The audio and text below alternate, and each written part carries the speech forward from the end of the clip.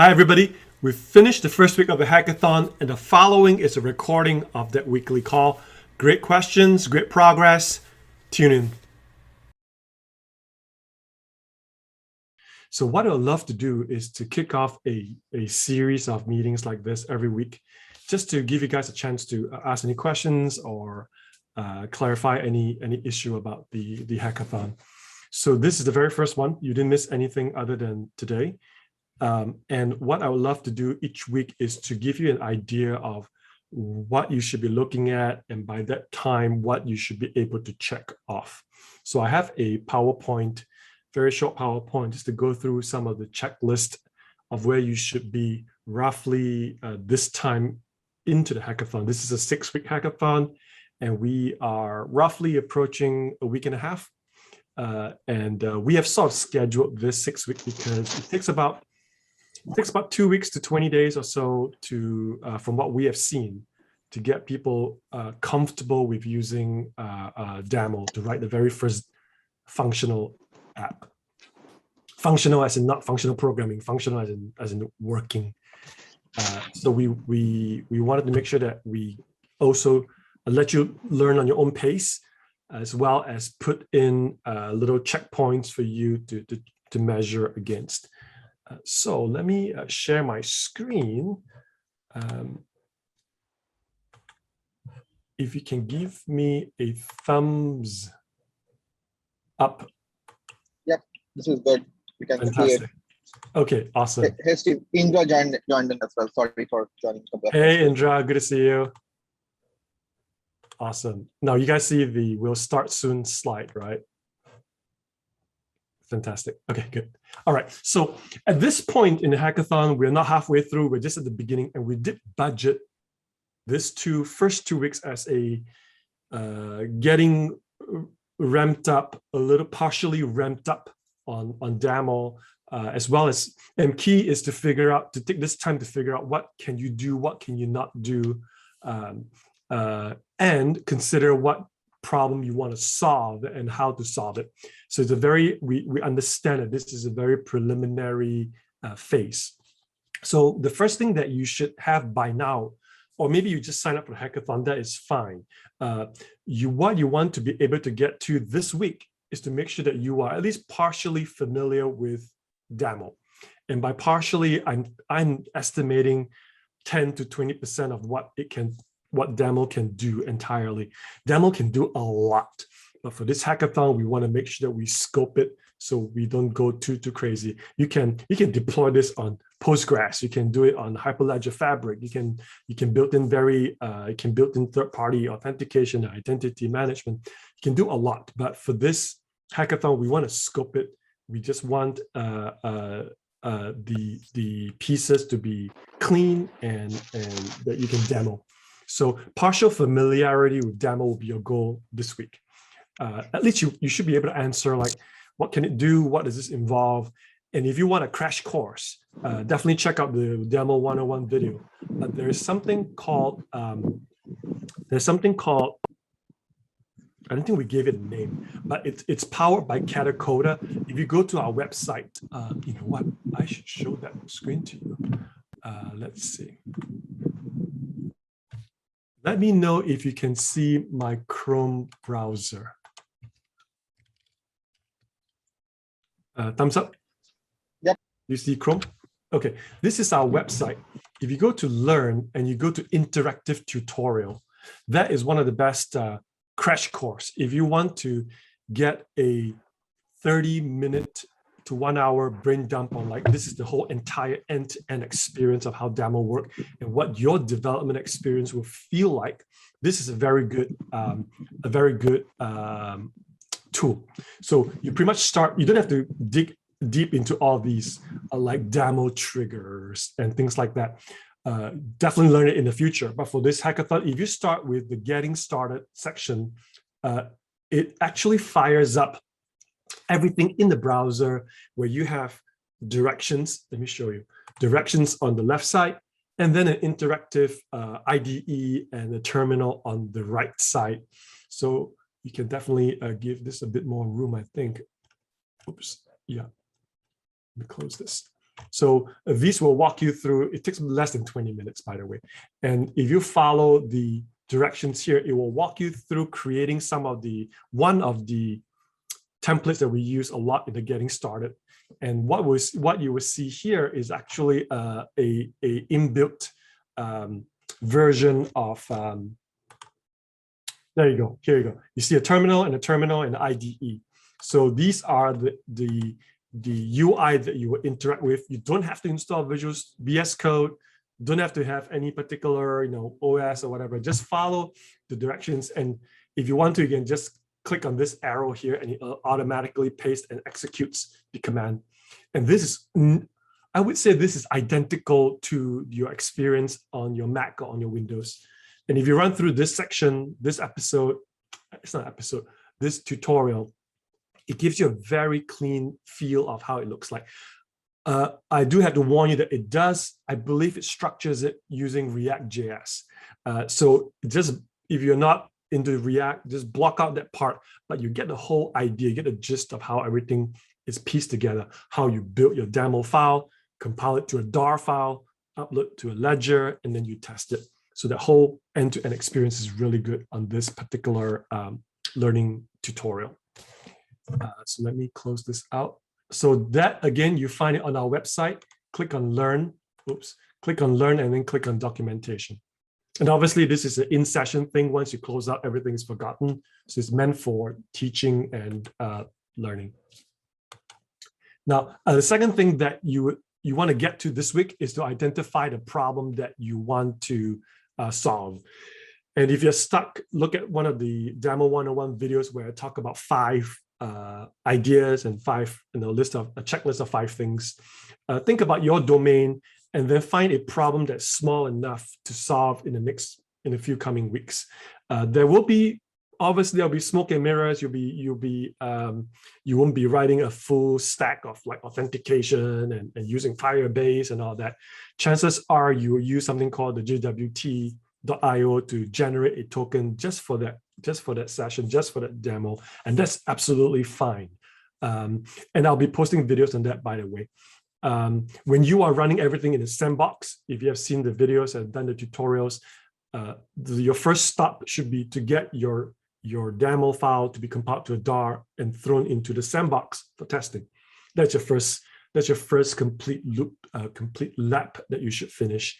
And once you got that solid, you can keep developing your logic and your code and reserve a little bit of time, maybe 25% of the remaining time, on deploying the sandbox section to Daml Hub. And I'll post videos on that as well. So identify a problem, look into your space, look into your environment, your profession, and see what you could solve with smart contracts.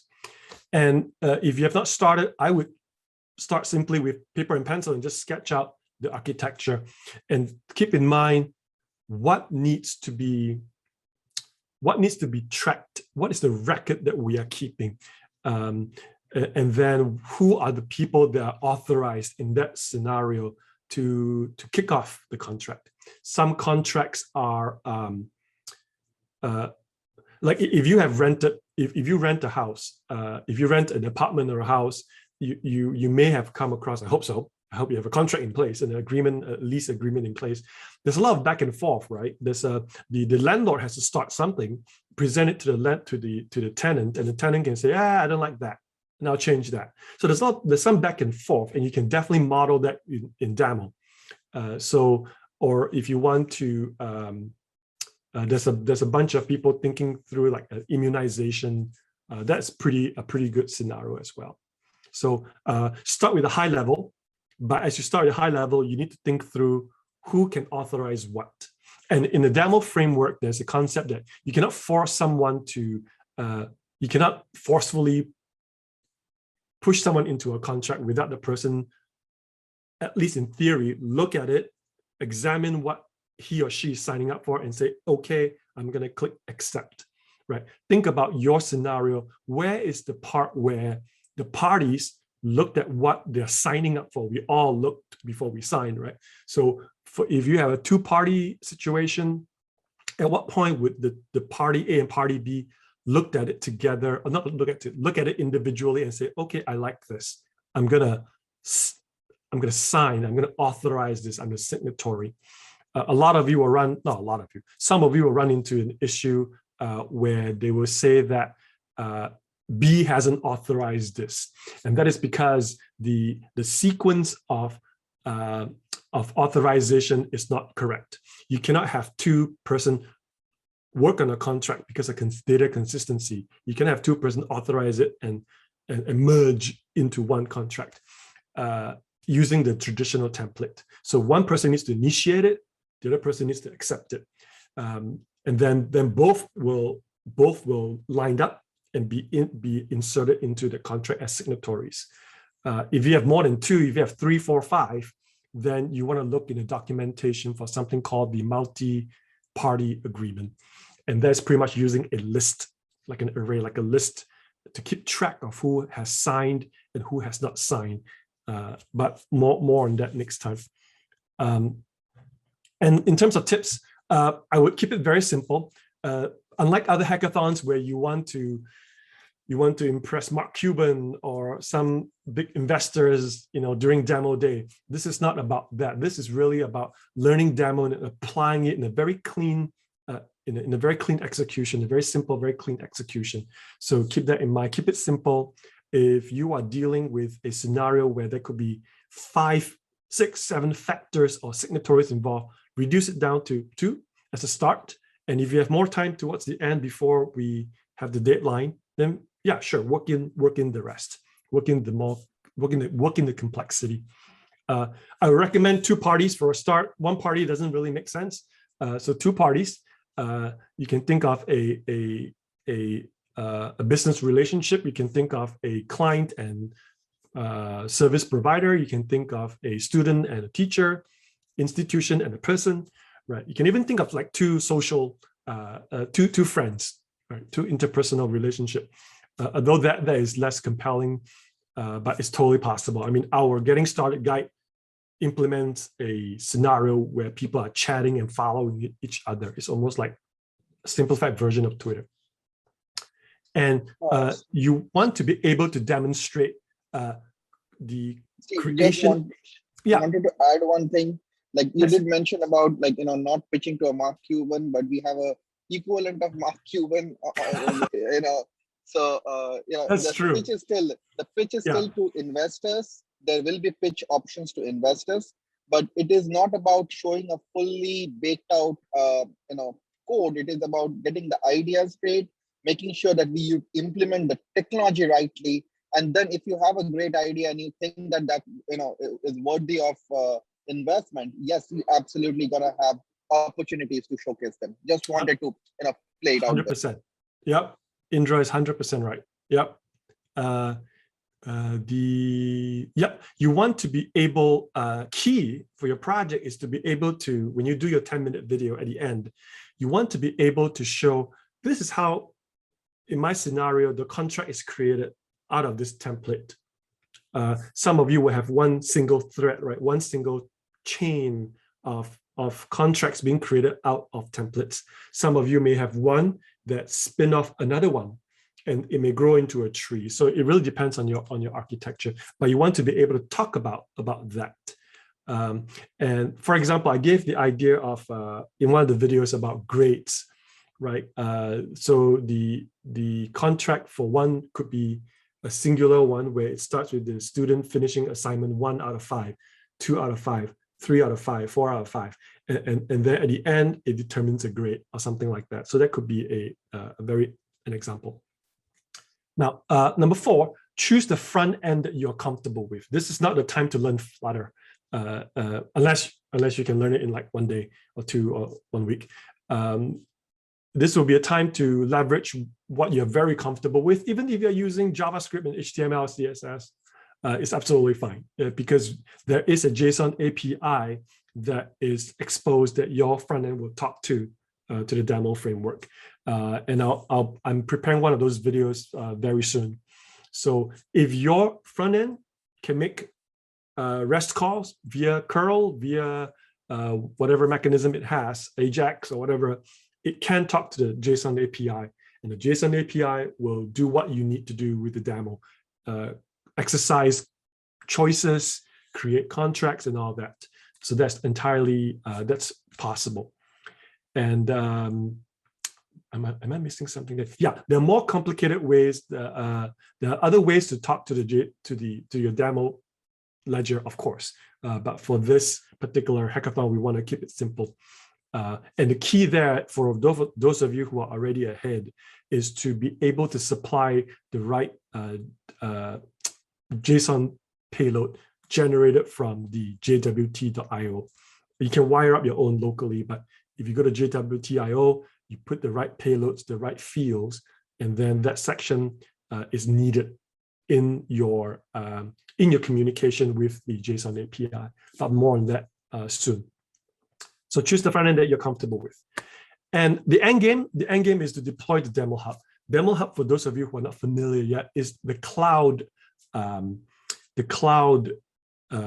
Think of it as the cloud version of the ledger that we host. It's production ready if you want it to be, if you want to host it there, and it's free. There should be zero cost in this entire hackathon for you other than your time and effort. So we want to deploy the Daml Hub. We'll keep the playing field even, so it's easier for the judges to look across all the submissions, and we want to look at every single submission. And if we don't put some bookends, then it becomes really hard. If I say that IoT is okay, then it's very hard for the judges to get a hold of your IoT device and test the Daml framework. So we want to make sure that everybody has a common.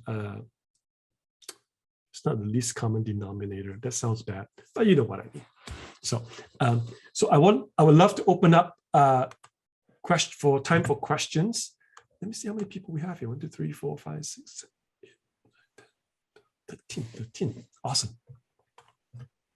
So every week, let's try to have these sessions. Let me know if that works for you. I'm happy to adjust it. I'm happy to connect with you guys one-on-one. I already have several folks reaching out to sort of brainstorm the idea. And one of the videos where I talk about a list of 5 things to check, it's just a thumb in the air, in a way, assessment of your project. For example, is that your data always be immutable? Is it what am I tracking of value? Things like that you can run through just to give yourself a good understanding of whether the scenario that you have chosen is suitable for a Daml implementation. Sounds good? Yep, Steve, there's quite a few of questions on the chat as well. Yes. Let me make sure that I catch them. There you go. Okay. Let me try to go to the top. I like the school immunization records. It's a great idea. The only any immunization, pets, school, work, COVID, whatever it may be, but don't for this project, don't worry too much about HIPAA and all that. Of course, HIPAA is very important. GDPR is important, but if you start to worry about that for this hackathon project, then you start to compound the complexity. So if you can pull off how a institution is sends off a request for an individual to submit a record, and the record gets put into the ledger, that is a very clean implementation. So I like that. I use the idea of the vet because these animals sounds bad. Our pets need to have their booster shots, right? 1 year rabies shots has expired. So it's good to have that added into the ledger so you can check the history of the shots. I think some schools and some institutions, some workplaces may need you to prove that you are vaccinated against certain things like one time, and then they leave you alone. So if you can find something that requires an update of the data, that's a very good scenario.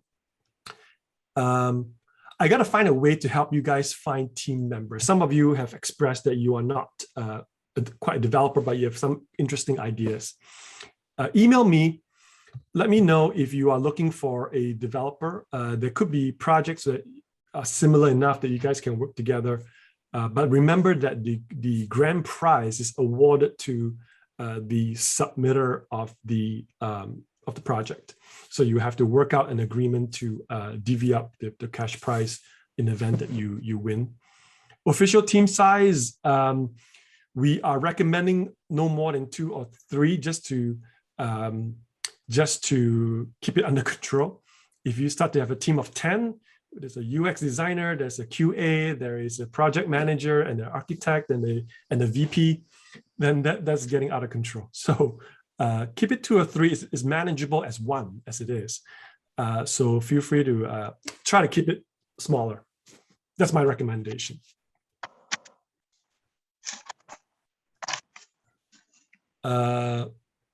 There was a question about Python Daml combo. If Anush, if you can clarify in the chat, let me know what you are asking about. I'm happy to dive into that. Now remember that your front end could be anything, and for this hackathon, we're scoping it to deploying it on Daml Hub. Can we only use JWT.io? The answer is no. You can. I believe you can implement it yourself because it's merely JWT is really if you play with it, it's really a JSON object, right, with 3 parts in it, and it's that middle part, the payload, that we are interested in. But in creating the JWT token, we need to supply the ledger ID into while you're constructing the token. So any means that you can generate that to have it work will be fine. Yes, Sumit, I will be putting a video very soon on talking to the JSON API from the front end. I did a demo using Flutter. And so that is, I wouldn't say it's trivia, but it's not complicated either. It has a lot to do with passing the right. I struggled the most initially with structuring my JSON payload correctly, because when it goes into the JSON API, it unpacks it to go like, what are you talking about, right? And it sends it back, and then you get this error at JSON at line 1, and you have no idea what that means. So the key is to make sure that your JSON structure is correct. And there are little tips as well, such as customizing your ledger ID. By default, it generates one for you. You can definitely set one that you like, and then keep that as the permanent JSON ledger ID. Hey, Steve, I chatted him the JSON API documentation. Awesome. Thank you. Thank you, Chris.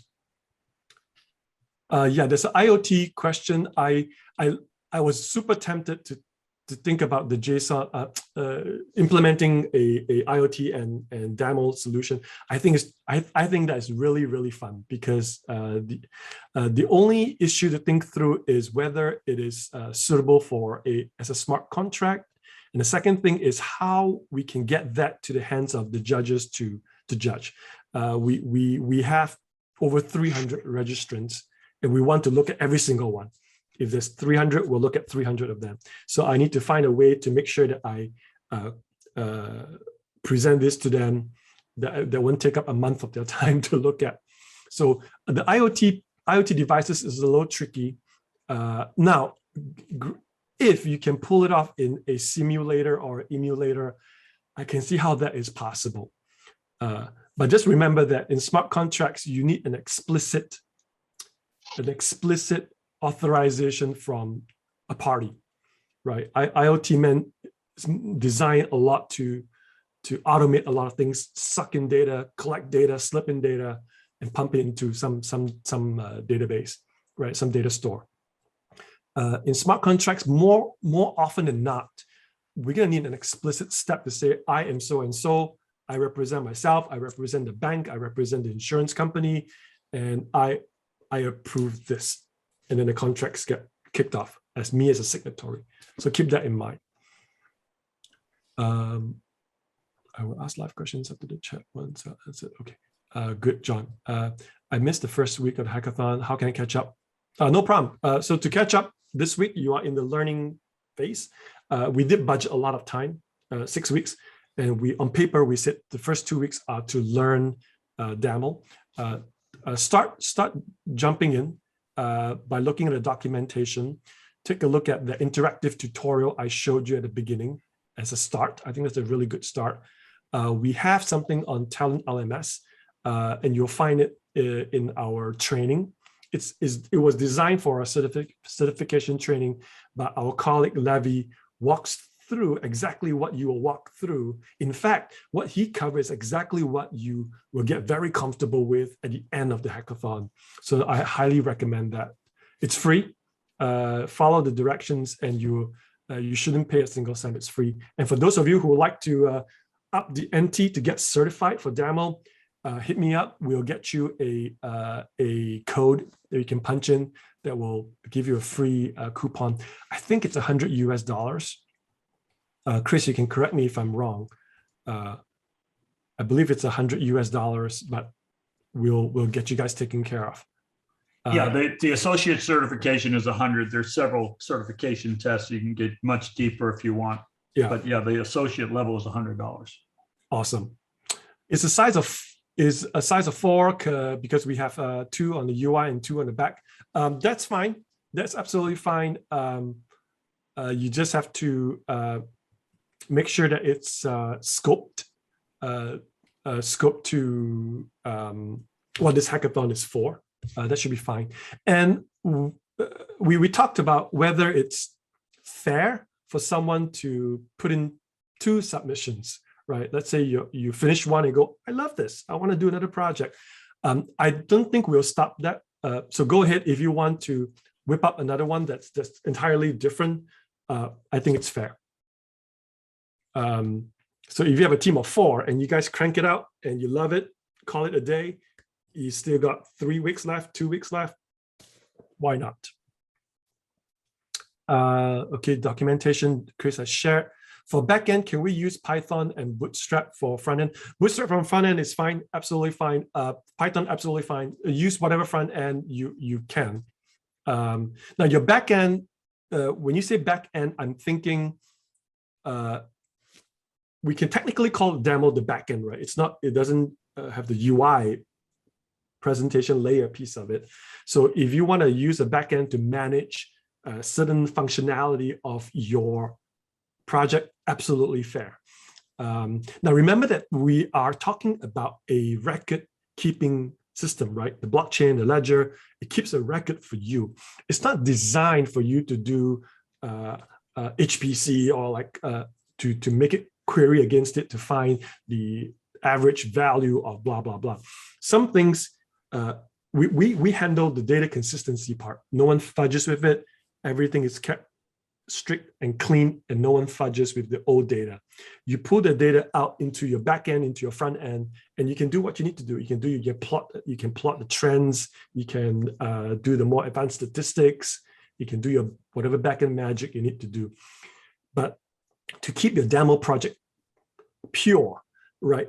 You don't want to have the business logic that will affect the integrity of the data that blockchain and Daml is handling for you.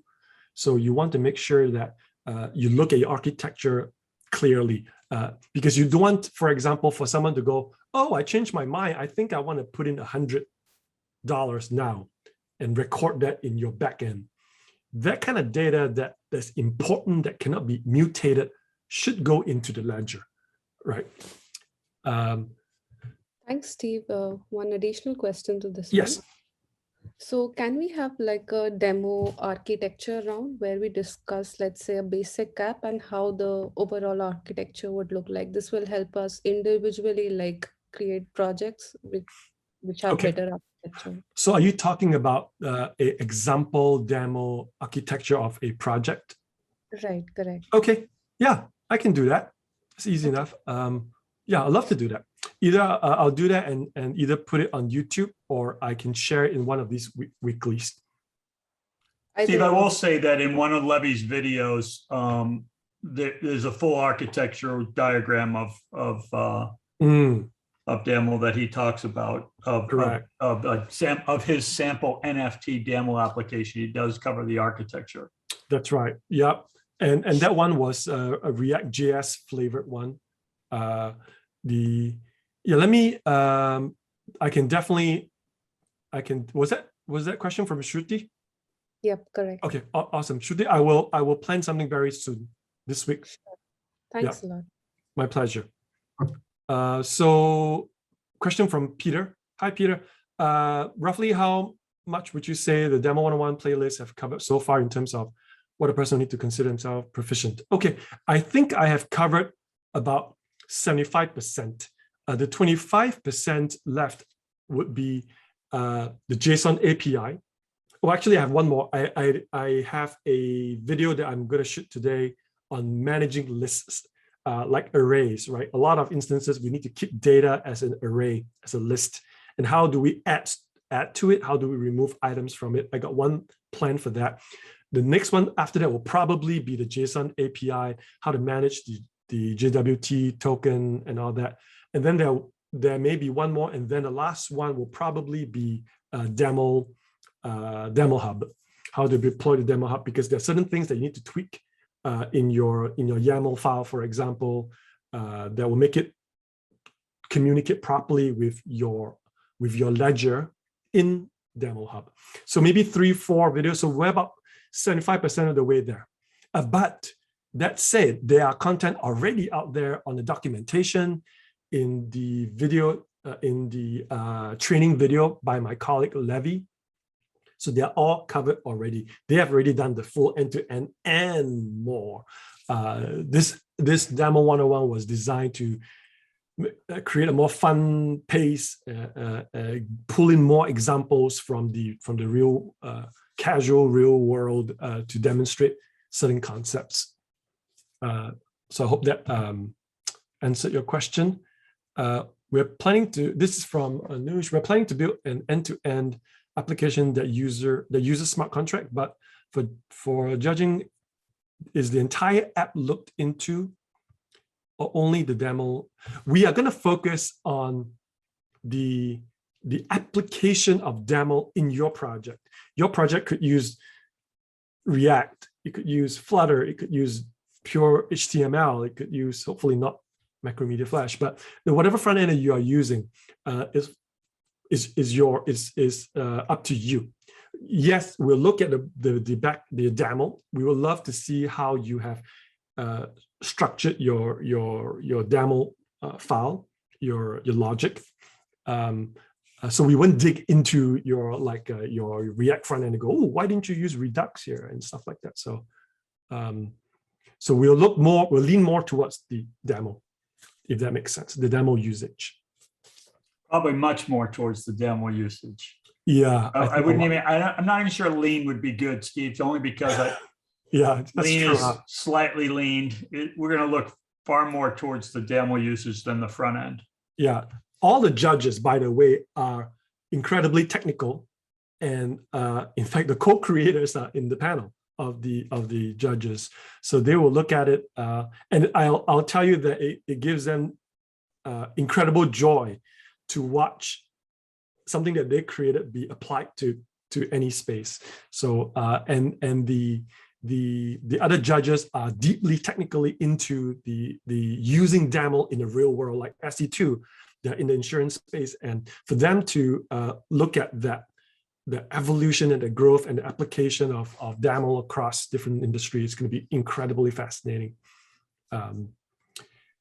Would it be a good idea to use IoT for logging events for perishables items in a Daml distributed ledger?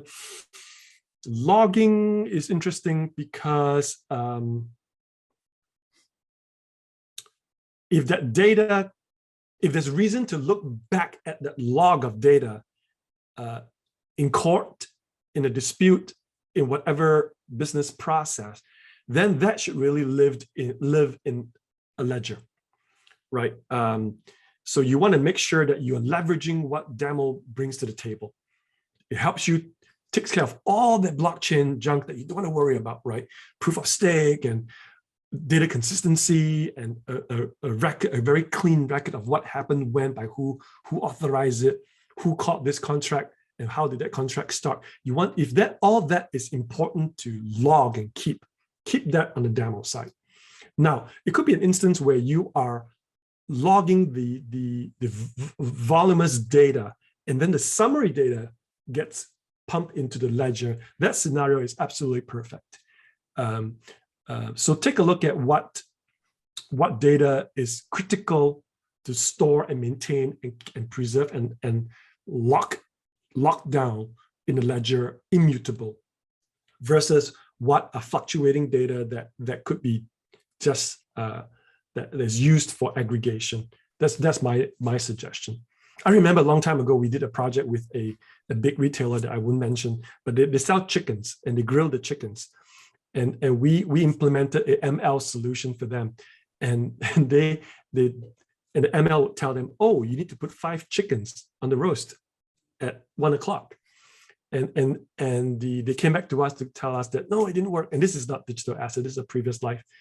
And turns out that the kitchen manager who roasted chicken overrode and decided not to use what the ML was suggesting. So it defeated the purpose of ML guiding you to run your business, right? So in Daml, we want to make sure that we are leveraging Daml and the power that it brings to your solution. Let me see where I am. Okay, I think I got that covered. I love your YouTube. Thank you. I hope I'm not being too silly. I enjoy and I enjoy doing it. And I before I started, I thought, what persona should I put on? Should I put on the professor persona? And I'm like, I don't have time for that. I'll just be myself. It'd be a lot easier to keep that straight, keep who I am, right? Awesome, thank you. Just curious to see what level are Daml applications scalable. Incredibly scalable. That's my answer to you. We have NASDAQ using it. We have the Australian Securities Exchange, Hong Kong Stock Exchange, Singapore Stock Exchange. So scalable, 100%. Yeah, absolutely. And depending on your institution and your data needs, right? You may not want to put it on Daml Hub. You may want to put it on Hyperledger Fabric. You may put it on Amazon's QLDB. It's really up to your institution. And obviously, that kind of decisions is beyond you as a developer. It's a discussion with the architect or the CTO or what technical direction you're going. You know, the TDMs, the technical decision makers. But a lot of people are stuck creating incredibly sophisticated layers and layers of data and all that, pretty much in reinventing the wheel from ground up, when you can really use something like Daml that can take abstract out all the sophistication. So yes, it's scalable. Is Daml compute intensive? That's a great question. Let me try to ping my engineers and give you a more technical answer to that. Yeah, that's a good question. Compute intensive. Let me get you an answer on that, Sumit. Good question. But chances are you won't be running it in a server under your table, right? It's something the essence of this blockchain and smart contract is that is distributed. So it's not like you have to fire up your own GPUs, in a cool closet somewhere. So good question though. I'd love to see some numbers on what it means when you compute X amount of operations or something like that. Good question. It's just trying to understand there, Steve, like if I may. The question is, are you actually thinking from a perspective that since this is on the blockchain and such, how much of crypto stuff is in there, which basically needs a lot of compute? Is that where you're coming from? I'm just trying to understand a little bit about the question. So he wrote, I was thinking of running on some ARM-based chip Linux-based processors. Whether your CPU can handle it, that's the question. Okay, yeah, I mean, that shouldn't be weird. It doesn't need that much CPU really, for the stuff that we are going to write at this point of time. Got it. Yeah. I misunderstood. I took it much further. I'm thinking the current discussions around Ethereum and proof of stake and proof of work and how much compute are you going to take to run the consensus. So okay, I get it now. Yep. Hi, Steve. Saw that Broadridge is using Daml for repo application. Can we know how it is implemented, like about the architecture and stack they're using it on? Chris, do we know much about Broadridge and how much they're sharing what they're building, and if they have a case study that's public and anything like that? We do have some stuff on Broadridge for sure. Likely find it on the corporate website. We know today that Broadridge is executing more transactions than the entire Ethereum network. Wow, that's amazing. I didn't know that. Yeah, Broadridge and the amount of dollar throughput is very impressive. But there's some stats and some press releases on the corporate website about Broadridge. Okay. I presume it's pronounced Teha. If email me, follow up with me. I'll make sure I get you an answer. Point you to the right direction. Awesome. Now, do you guys want to keep doing this every week? I presume this is useful, right? If you can put on the chat window, that's good. Yes, Steve, I think it is. And can I go ahead and chime in with my questions now? Absolutely. Go for it. I appreciate it. And I apologize because I think the first time I ever read about smart contracts really was the day of the kickoff meeting. So if I ask some questions that are a little silly, nope. I apologize. Go for it. So I was looking at, and I just watched it right before we started here, your chores, which was very helpful, the chores video with you and Ethan. Okay. And that you just, I think, put online, I think 11 days ago. I just noticed it today though. But so in my mind, because I'm always thinking about use cases, and for scoping purposes, I see a smart contract, not just generating a contract, but more enforcing a predetermined policy from beginning to end as the assets are released or not released. Okay, so in this instance, yes, you've got to the point with Ethan where you have a contract. Now the question is, for the scope of this hackathon, what happens afterward? I mean, is there an oracle that goes out and verifies? And I just learned what oracle was like a week ago. An oracle that goes out and verifies that the recyclables have been taken out and picked up. Or, I mean, how do you see that playing out? Because that's my biggest problem is the verification and agreeing on, yes, I did take out the recyclables. Well, I see a 2-liter bottle that's sitting right over here, and that never got taken out. And how does that play out? Right. That's my first question. I got a bunch. Yeah, hold that thought. So John was asking about a demo that I gave in one of the videos where I negotiated a contract with my son, Ethan. And it's true, by the way, I didn't make it up, where he comes to me and said, I want to take the recycles out for $5. I'm like, yeah, right. No, you're going to do it all month for $5. So I use that as an example of how Ethan can initiate a proposal to go, how about this? I will do this for that much money. And then he sends it to the parent, me, and I say, okay, or no, reject.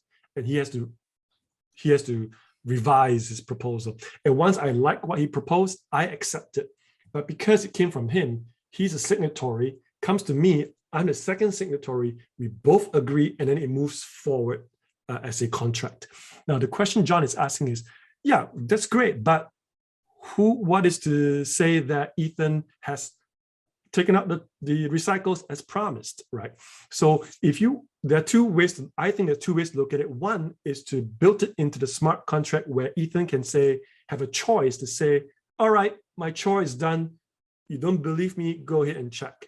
And that comes to me, and I can have a choice to go, verify. I visually inspect it, it's good, approve, and then the contract closed, it unlocks. his money.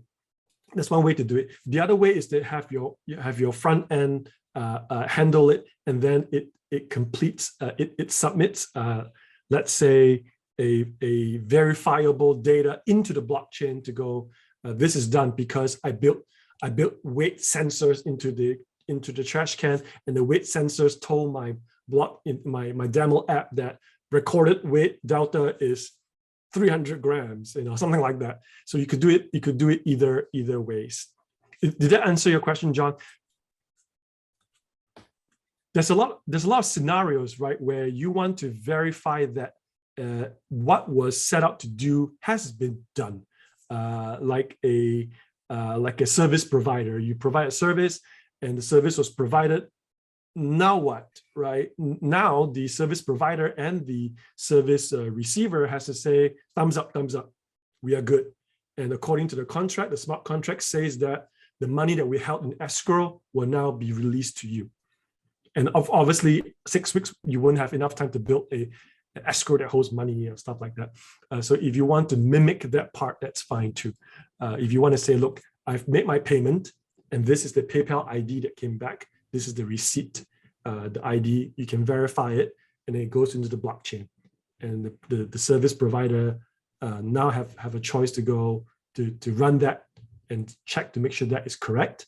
The transaction was made on another platform, the money was paid in another platform, and then they can okay it, and that closes out the contract. That's another way to do it. John, I hope that was the answer that you I think so. It's just I'm trying to scope this out, see how far can we go with this, and that is one of the issues I have with smart contracts. Is it seems to me that eventually, at some point, the idea is that the whole process is completely automated. It is. As long as you're waiting on human beings to say, okay, this is good, then you've got a problem. But at the same time, you never want to remove humans from everything. But the idea is that you do. So I'm kind of like still the use case thing is the hard part there. And remember that I'm giving you an answer scoped with this hackathon in mind. In a real world scenario, yes, multiple parties will be involved. I mean, think about an insurance claim. You have, like Indra shared the last time, you have the insurance company, you got the banks, maybe if it's a medical thing, you got a hospital. And yes, in that case, things are a lot more streamlined than manual visual inspection, because if you reintroduce all of that into your architecture, into your business logic, we are right back at square one. So yes, it's a lot more complicated in the real world where you have something deployed like at NASDAQ or at Broadridge or anything like that. I'm going to skip ahead. I have more questions. I'm going to skip ahead to what Summit asked here. So, which is about hosting on like Heroku. So why don't you go ahead and answer that question? Because I was thinking about the same thing. Is do you expect us to have a GitHub repo where we run everything locally on localhost, or are you expecting a localhost is absolutely fine. I don't want you guys to spend money on Heroku or anything like that. And the Heroku piece is just needed for your front end, right? Is to host your external your presentation layer, your front end piece. So you don't have to. You can absolutely demo everything localhost. The only requirement is that have it talk to Daml Hub. That piece is in the cloud. So the main.daml and the daml.yaml, all those files are sitting on the hub itself. Is that correct? All that logic is there. When you trigger a build process, it pumps out a .dar file. That .dar file is what you upload to Daml Hub. That's it, the one file. If you want to, you can also follow Levy's tutorial where we package the UI as well. I think he did that in his training video, and he uploaded that as well, and everything ran inside of Daml Hub entirely. I'll definitely look at that. Yeah, and that's free. All the logic is sitting in those files. And so, like, for example, if you were really generating a contract that was, let's say, 10 pages long, and again, I'm not trying to necessarily equate smart contracts with legal contracts. It's more of a process. But let's just say as part of that process, there is like a 10-page contract. So all the terms and conditions of that 10-page contract are going to be in the main.daml file, for example. Is that where it's going to be located? Yeah, there is a, I forgot what was the keyword for it, where you specify just pure text that is locked into the contract. Indra, in practice, in your world, do you copy and paste the legalese, the wording into your smart contract implementation? Nope, we don't, because that's part of the output that we generate. What we are managing is not the legalese, but what we manage is the version of the legalese, because the legalese versions keep on changing. So we have, basically we call it's sort of a contract in sense, but it has a key identifier, and we are basically implementing that key identifier when you actually send a policy out, saying that this policy contains identifier 1, 5, and 10, and that's all we are managing. So it's it keeps the version, it locks the version into that ledger entry, and then from there, a party that's involved will know that I'm signing this particular contract, I'm agreeing to it, I'm authorizing it based on 14.5B or whatever. Right. Okay. John, did that answer your question? Yeah, so in a lease agreement, let's just say there's a land, you mentioned there's a landlord-tenant agreement, and that's a 5-page, let's say it's a 5-page lease. So what you're saying is that particular 5-page lease will have a version number or a date or something like that. And so the Daml ledger will reference that particular version number of that document, as long as there's not two versions. And that's what concerns me, is once you start taking things offline, what if there's two versions of that document? So when you say version, let's understand what the version is. So if it is actually about, like, when we say contract, for example, I need to pay $10 to some, that's part of a lease. The other time, when the version changes, it says I have to pay, the insurance company needs to pay $12 to the insured. Now this is basically a change. So the contract is going to change, that version is going to change in that scenario. It will never be a scenario wherein it says, I'm not going to pay the insured anymore, I'm going to pay the beneficiary. Like, I'm just making it up, okay? Just that might be, or, not pay insured, but pay John, always.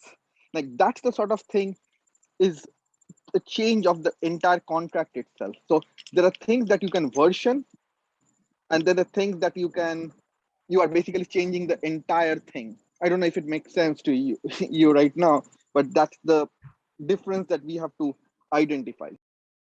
Because what confuses me about that is that, to me, you can change one word in a contract and it can have a drastic effect. If you change one word from shall to may, and then all of a sudden everything changes. So to me, it's like every single word in a contract matters. And so if you're still referring to some other term, and again, you're talking about the main terms. Here's the parties, here's the amount, the consideration, here's what has to happen. Yes, but the legalese, to me, is, if you're talking about contract law, is very, very, very important. How do you integrate that into the contract unless you import all that language into the logic itself somewhere that's recorded in a ledger? Yep, I agreed. And that's where I think, maybe we can just show you an example. Okay, that will help. But it's sort of, the way it works is there is data. So for anything, there is data, or metadata as we call it, around the process. Then there is versions of these rules.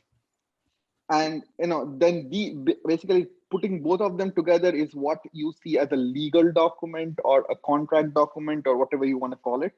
And how do we manage the data? When the data changes, there are certain choices that are happening, life cycle choices that are happening on the data, which, if it changes the version of the contract, so to say.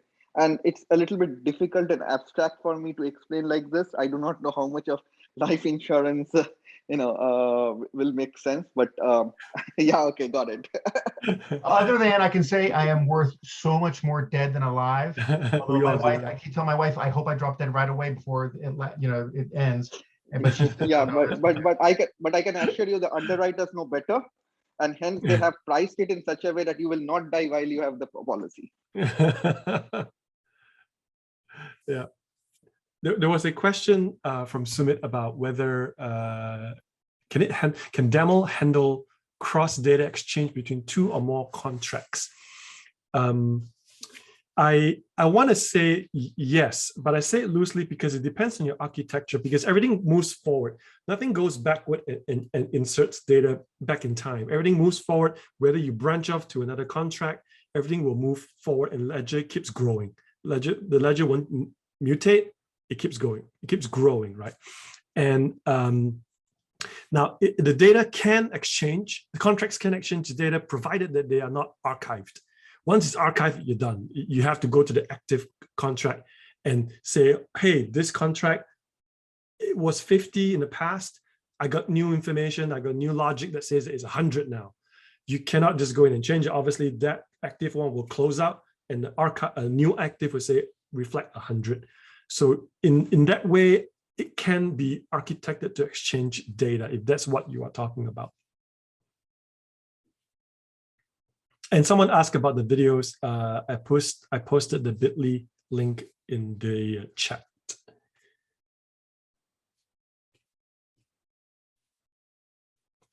So remember that the forum is a great place. Another great place, I failed to mention it at the get-go. The forum is a great place to find information about little pockets of little difficulty that you ran into. Chances are, if you run into it, someone else did, and it's documented in the forum. But feel free to hit me up anytime over email and post it on forum if you want. But one way or another, we'll get your questions answered. A quick question, Steve. Yes. And I know we're running up on an hour here. No, all good. So in your chores video again, I noticed that you set up a script. Yes. But you didn't use the script. You actually went through and Ethan filled out his proposal, and then you filled up the counter proposal. So what was going on there where you had the script already done, but then you didn't follow the script and you just did it, you typed it all in live into I did it 2 ways itself. Oh, you did? Yeah. Yeah, I did 2 ways. First is to write the script and have the script live. Don't turn it off, because it's a great tool to let you know immediately when you goof up on something. So as you're in VS Code, write in your lines of demo, your contracts, your choices, and then if you have a script running, it will just dynamically just keep testing it. And if something breaks, it will stop, and then you see an error posted there. So what I did was, I think I wrote the script on how he proposed a term, initial terms. I reject it, I accept it, and then the contract is done. So in real testing, in a more disciplined testing scenario, you will write a much thicker and much fuller testing scenario where you know that this particular line should fail. So you write a line that says submit must fail. Ethan tries to close the deal without parents agreeing, right? You write a line that tests for that, and you say submit must fail, so that the script can test and fail and catch that it failed and move on to the next line. Otherwise, it will break and it will stop right there, and a bunch at the bottom will not get tested. So submit and submit must fail is a distinction you want to insert into a more fuller test case. So I did that, and then I went to the navigator and used the navigator, which is free UI, for me to test creating of a contract out of a template. So that is a very typical development cycle when you're working in a Daml. Write the Daml, have the script running, and then test your script. And once you're happy, fire up the sandbox, fire up the navigator, and then use the navigator to just test to go, let me try to accept this, let me try to reject that, and see if the contracts are properly created. And if there's any errors, it will pop up. I wasn't thinking straight. I thought the script was more for demo purposes. I didn't realize you can use it for testing. It's for testing. I completely missed that. Sorry. No worries. It's the power of the script. It just runs in real time, and it's kind of nice to catch it. And other than catching errors there, you can write assert statements in your do block. If you have gotten that far, the do block in functional programming is where all the execution happens. You define your variables, you define a scope, but there's a do block, do. And that's where the code get executed. Like add 10% to this, create this contract. Every action is described in a do block. In a do block, before you start to do things, you can write an assert commands to go, make sure that the value is not empty, make sure that it's more than 10, make sure that it's not, so it's assert. And if that condition fails, you will see an output on the script window to say that they ran into an exception, and that's by design. So if I say assert that the V-bucks that Ethan is asking is no more than 5,000. I have one assert line, and he asks for 10,000. When it hits that line, it will break, and you see the script output say will throw an exception to say that it failed, and that is by design. And then you fix that. Yeah, I've never paid allowance for chores anyway. I don't know what you're saying. Yeah, because you're smart. Bad precedent. I know. You're a smart man. You don't get the hand. Oh, that's not politically correct anymore. I'm sorry. It worked for me. It worked for me. Someone has a very good question, which I'm gonna steal his question. Yes. Because I think I inferred somewhere that we would have the opportunity, it could be incorrect, to make a pitch or ideas to see whether they fall within expectations. Are we doing that one-on-one, or are we still doing that? Or we can do it one-on-one. Yes, we are mentors. People like Indra and Vikash and Chris. We are ready, and all these guys are technical. So we're happy to jump in on the one-on-one session. Reach out to me and our schedules. I'll find the best person. If it's deeply engineering, if it's someone that needs to understand financial services deeply, I'll find the right mentor for you. And then you can sort of take an hour, hop on Zoom, do a brainstorm, and they can guide you. Okay, so it's not like there's going to be like one day with Windows or anything like that. Oh no, not like a demo day. Yeah, okay. Yeah. I mean, all of us here have different schedules, and some of us are students and your full-time job. So I want to be more flexible in like scheduling and things like that. So reach out to me. I will find you a mentor. You both go off and arrange for a mutually convenient time. We have folks in Asia, we have folks in Europe, in Zurich, we have folks in the US, we are everywhere. So awesome. Are the parties listed in Daml just for the script testing, or does that? No, the parties listed in the Daml.yaml file is actually not for the script, it's for the navigator. So if you change that, your script must explicitly allocate a party. So if you want to just do a script to play with two parties, Ethan and me, you need to say allocate Ethan, and then allocate Steve. You create two parties for testing, and then the script will run using those two parties. Let's call it in-memory parties that you created. The Daml.yaml, if you go in, it has a entry that says parties, and then by default you may see Alice and Bob. Now that one pops up in your navigator. So you can log in, don't have to worry about using JWT or that, because it's all pre-credential or something. Just log in, just click Alice, no password, and you go in as Alice. What's the right word they use in computer science? Impersonation? Impersonation, yeah. You go in and then you act as Alice, and then you log out and you log in as Bob. If you need to test a scenario with 5 people, then you add 5 parties to that Daml.yaml file. It's very cool. I'm going to keep you going forever. So keep going. I'm not familiar with the Daml Hub yet. So the Daml Hub is sitting out there. Mm-hmm. So do you envision, like, for example, if you were to use React, that all you have is a single page application that makes like Axios calls to the Daml Hub? Or do you envision, because somebody else mentioned setting up a server, I think, or an Express server that makes the calls to Daml, and then you have React with that. How do you see that? Your front end can, there are 2 ways to do it. One is to follow what my colleague Levy did, and where we have the code gen, and it pumps out the JSON endpoints automatically in one package. The other way is to build it as if you are not using React. You can use Flutter, you can use React, or if you're building an iPhone app, you use your Swift or whatever, and those front end will make a curl or a REST, some kind of whatever REST method, whatever REST call they use, not REST call, whatever method they make, whatever methods they use to make a REST call. Ajax or whatever you're doing, and make the call that way. So that's two ways to do it. The one that you will see in the getting started and the one in Levy's training video is leveraging our React libraries. So you will see an extra line that I didn't cover in the videos where we ask you to run a code gen, where we ask you to build the UI. So that part is additional to what I shared in the video. If that makes sense. Before you get to Shrudi's question, so yeah. Levy's, since you mentioned so many times, is there a link to Levy's? Which one is it? So yeah, go to our website. I believe it's under training. John, I will send it to you if someone doesn't beat me to it. I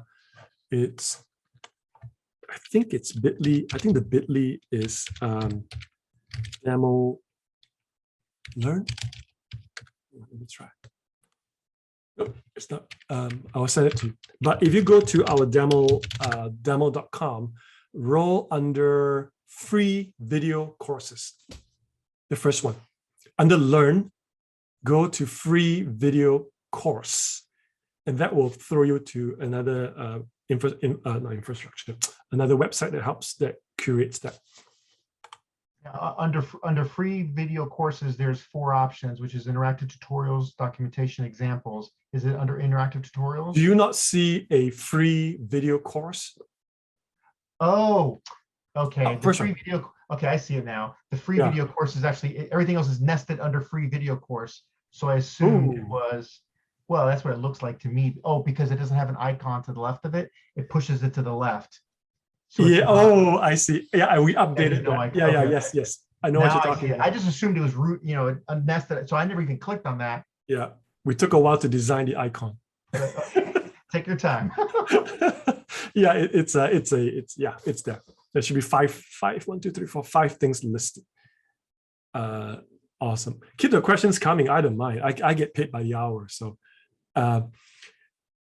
Hey, Steve, how is database handled for the application? Can you give a basic explanation? A little confused on what works in the smart contract. So your solution may have a database because you need to keep track of some data of your users or whatever. But in terms of things that are business critical, things that must be maintained in a ledger where it cannot be mutated and all that you throw into the ledger. So the way to understand it is what are the data that will be relied upon for your business and your logic to make decisions. Has the insurance provider provided XYZ dollars or XYZ checks or checkpoints? Things that are business critical will definitely go into your Daml ledger. So in that way, you can think of it as like a database, but it's obviously more than just a database. It's a record keeping data store, if you will. The beauty of it is that you, in your architecture, can decide who gets to see the data.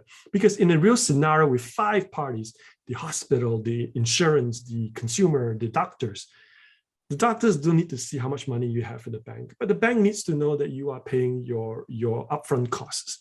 So certain things should be visible to certain parties. So that's what Daml does so well. You get to control set permissions, rights and rights and obligations. Can I see your data? Can I act on it? Do you need my authority to release the money? All that is handled for you, and that data all is stored in a immutable ledger that is permissioned, if you will, and you decide. Your contract decides who gets to see it. And one particular line, if you look at your demos and look at the resources, there's a keyword called observer. The observer is the party that can see. So suppose you and me are doing a transaction, but we need an observer at the top to make sure that everything is okay. Not okay, but have visibility into all the transactions. You can assign a party and say observer so-and-so, observer teacher, observer, the principal. So that principal, when he fires up or she fires up the app, your app on the phone, on the website, will see all the transactions. Right. So imagine a scenario where we have student grades. The principal at any time can see everybody's grades, every teacher, every class, everything. But me as a student, I should only see my own grades, right? And the teacher should see the grades of all 30 students in her class. So that has to be architected by you and broken down. And the parents should be able to see only the kids, the children's, her or his children's grades, not another kid's grades, as much as a lot of parents would like to do that, to compare grades across teachers. But so you are the architect. You architect the permissions and who are the observers and who are the signatories.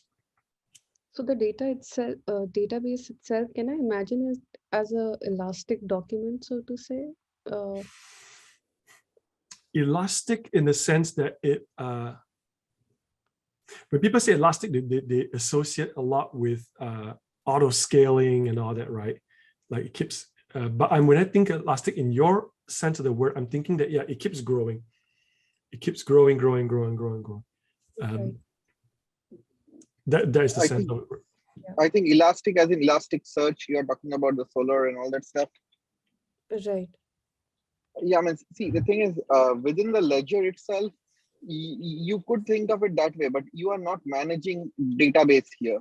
The whole thing is the objects on the ledger have got specific states, and the state is what you are managing. You know, when I say state, as in like, you know, there are, for every record, there might be 5 different states before it, and all that will be available on the ledger in an archived status. But there only will be one live status or state for that particular object, so to say.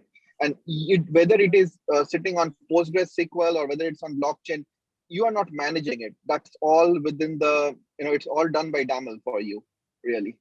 You know, you are not doing any insert, upserts, any of that stuff. You are writing your logic, and how that gets implemented in the database is being taken care by Daml.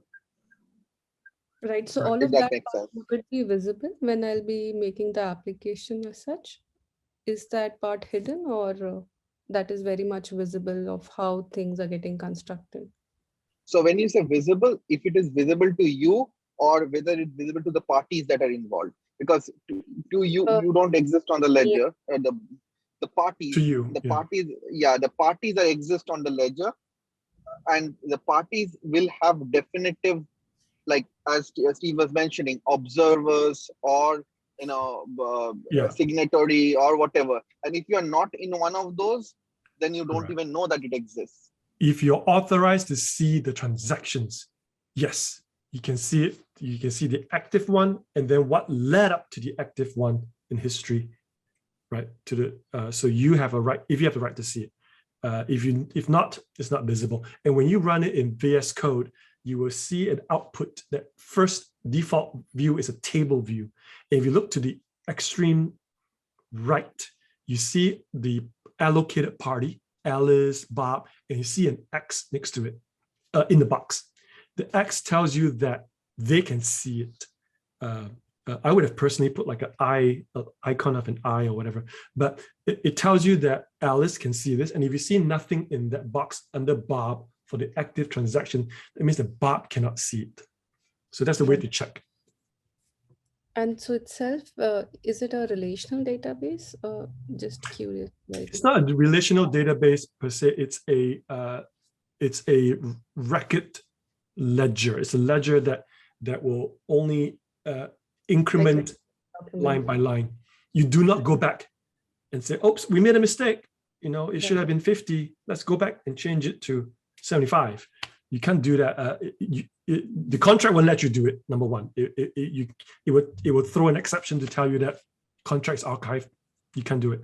You have to do it to the current active one, and then create a new entry and archive the old one, and then the new one reflects the change. It's all clean, and it's all about data integrity.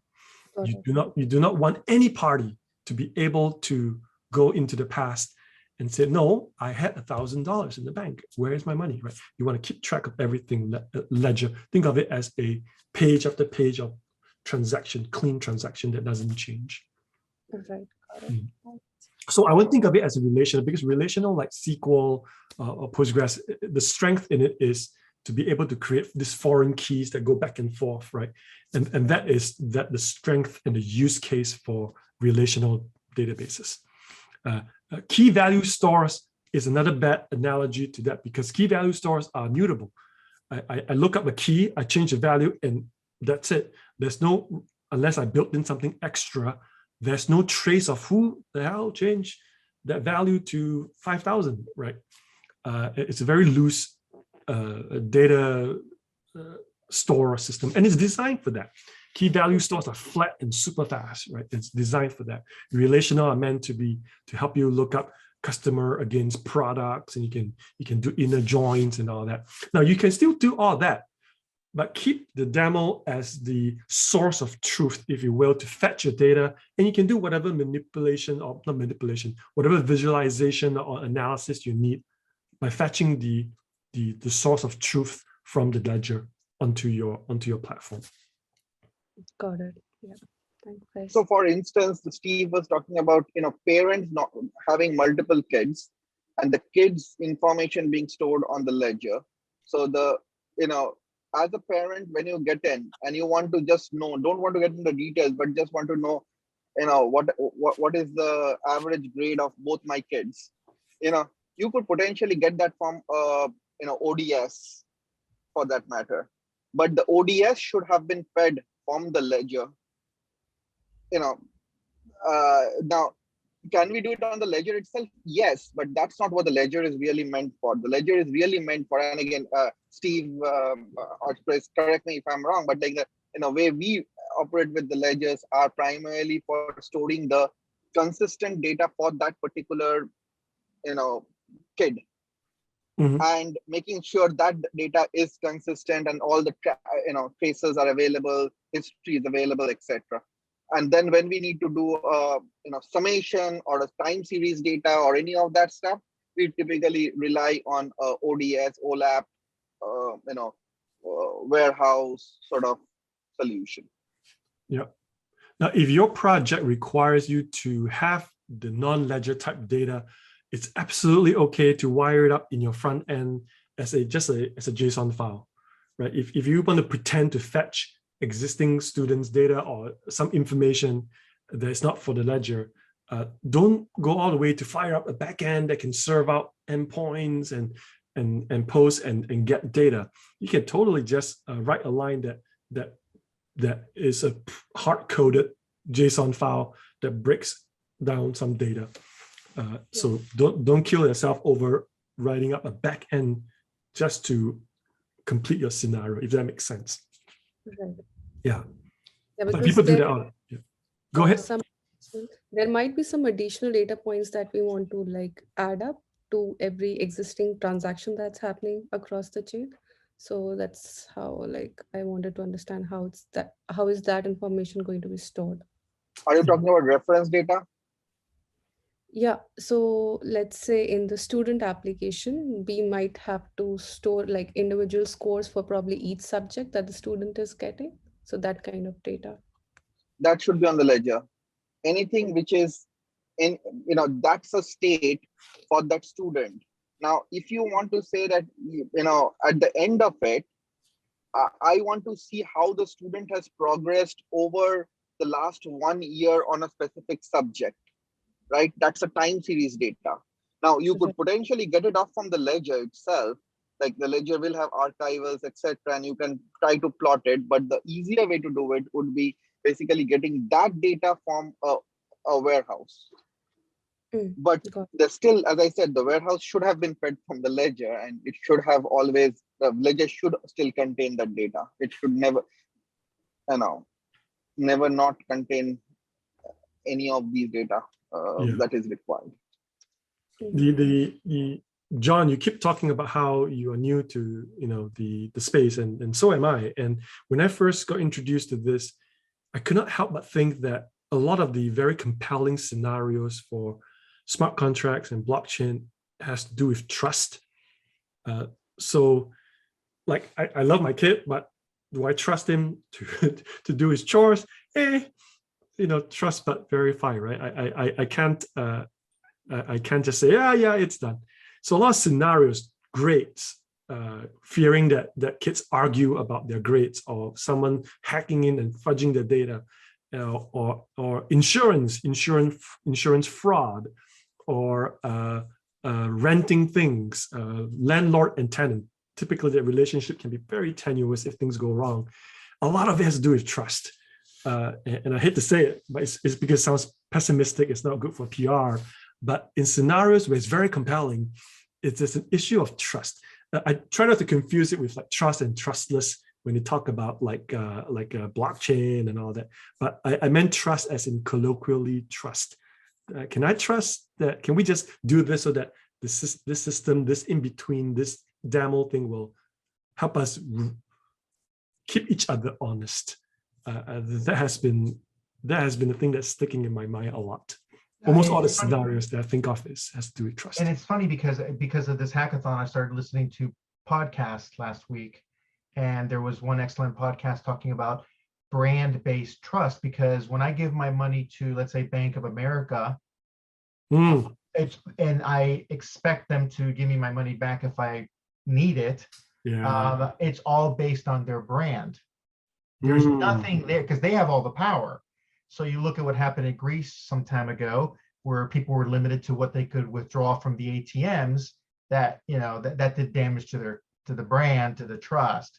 So that's what I think. That's what's driving me now. Is I'm thinking, wow, this is an amazing way to, as long as everyone puts up a stake, I guess, to enforce that we all do the right thing. Because that's something that really bugs me, is when people don't do the right thing, and that's a driver for me, at least personally. So yeah, I resonate with what you just said right there.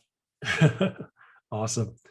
By the way, I don't mind letting these sessions go on. If you guys have questions, I'm happy to answer them. I will plan to have another session same time, maybe next week. But feel free to email me at any time during the week. I'm here to. Your success will look good for me, so I'm invested in helping you guys get to the finishing line. And someone had one more question in the chat. I missed it. The video, I think, or something like along those lines. In the finance, what does it mean to a simple demo of key features or functions of your project? That is what I meant by the front end. Suppose you say that, well, my student will log in as so-and-so and select the teacher's class and select science. I don't need to see the React.js code behind it. I don't need to see your props and how you handle that, or your Flutter code, or what widgets you use. Just show the skin of it. Just show the outside of it. Go, okay, student logs in as so-and-so, and now he's going to select Mrs. Doubtfire. Boom, science. And just that part, and then focus more on the Daml side. Sumit is shocked. Does that make sense, Sumit? Yeah, you don't want to see my code. Ugh. No one wants to see each other's code. Not very good UI. Don't sweat it. You're not gonna be. You'll be, if this is a class, the scoring will be weighted more on the Daml than the UI. In fact, I think Chris, who's not here anymore, said that, right? Chris said that we're really going to focus on how the Daml interacts with everything else and not the UI, I hope. Yeah, no, not on the UI. You are showcasing them more than front-end technology. So let me read this question. Okay, so in this case, if I have my data in the ledger, where it should be. Later, if I want to see the statistics and time chart for data student, does it come from warehouse where it's fed from the ledger? In this case, the warehouse data is intact. Do we have an option to reference? Do we have the option to reference from the ledger instead of flowing data? Yeah, sure. Why not? Yes, the answer is yes for that. I can imagine there is a question of scale and how large it gets. today I learned something new from Chris and about how Broadridge is processing an immense amount of data. I'm now curious to find out from them, like, what kind of scale are we talking about? Are you moving terabytes, gigabytes? I love to. Broadridge is doing a lot amount of dollars, not a lot amount of dollars. Got it. Yeah. So, but then again, it still is in a lot. Okay, if you think of it, insurance, anything with capital market insurance are pretty high volume. Mm-hmm. So the question that Vignesh has was whether you can just fetch it directly from a ledger. The answer is yes. You don't have to put it to warehouse. But do keep in mind that it comes back as a JSON file, and then you have to parse it, right? You got to make sense out of it. Yeah. So I mean, hey, this is Vignesh here. So. Hey. Yeah, I just want to raise this question. The reason is when we talk about archiving, right, we are talking about years and years of data. It's not like a short term of data, right? So with respect to the performance, and we try to pull the data and like statistics or time chart, whatever it is, it's going to take some performance impact, right? So correct. In scenarios where you need to do like a time series over the year or 5-year history, I think the warehouse scenario may be the right approach. Yeah, where you are a consumer and you go, "Ooh, what is my transaction last month?" Just query the ledger for the scoped time frame, and that you can pull directly from a ledger. I can't see why not. Okay, understood. Because the warehouse, I mean, in a traditional scenario, right, the warehouse and the transactional database both have a different schema. When we talk about reporting per se, right, we depend on only because of the schema is different, where we have a quick performance, but the ledger it's something outright, it's outside the structure. So just trying to understand. Yeah, and in my experience, there's a lot of I'm not sure if it's the best way to do it. Probably there's no other way to do it. A lot of other companies do like ETL processes in the background, doing a lot of data crunching every night, every Friday, whatever they're doing. We do it, yeah.